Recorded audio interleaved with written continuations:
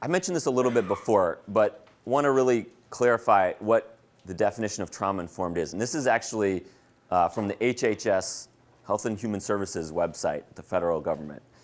And first, it realizes the widespread impact of trauma.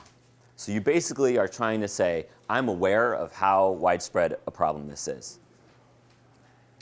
The second thing is that you recognize the signs and symptoms of trauma, right?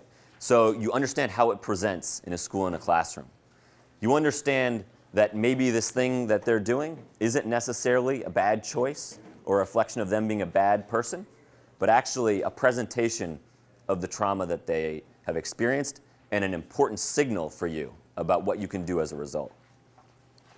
And then that it responds to fully integrate that knowledge into policies, practices, procedures. So if you have this awareness about the child and the brain, what types of policies would you then advocate for? Think about how you would imagine exclusion or suspension, right? You start to think about, will this response be the most effective thing we could do to have this not happen again, right? That's part of being a trauma-informed practitioner. And then you actively seek to not re-traumatize. And we don't even realize those moments that we're re-traumatizing children. We think we're just trying to manage a classroom or get control, right? So that's also really important to think about trauma-informed. So this is one of the graphics we like to talk through because it helps you kind of think about the progression when you're going up to what we call peak right here. So you start off, it's like a roller coaster. Everything's calm. Then there might be a trigger. And in that moment and trigger, you have all sorts of options of how you respond. You could put someone on the stage and call them out in front of everyone. Think about, would that make you as someone less likely to escalate or more likely, right?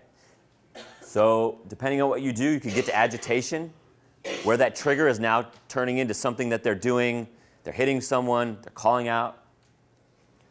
And if it's not addressed, and by addressed I don't mean called out, I mean addressed with a trauma-informed approach, then you get into acceleration. Someone standing up out of their seat, threatening someone. And if you're not able to de-escalate in that moment, you go to peak. And peak is a moment of irrationality. Anything can happen because it's a moment of survival. So that thing that seemed small has now escalated to a moment where you're just trying to keep everything safe, right? Because that's not a moment of rationality, and it's not their fault. So we try and think about the roller coaster here and never allowing it to get beyond this moment. Thinking about the responses that you could or should do to nip that.